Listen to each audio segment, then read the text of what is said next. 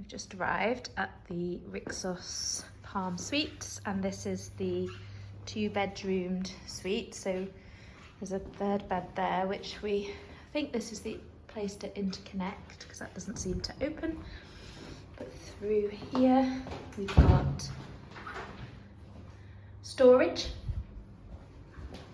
This is the master suite. We've got a shower and a bath and 2 sinks. We've got a dressing room, and this is the bedroom for us. And then we're going to turn around here, out through these double doors, and into this room with two single beds. And I'm going to presume that there's a bathroom in there.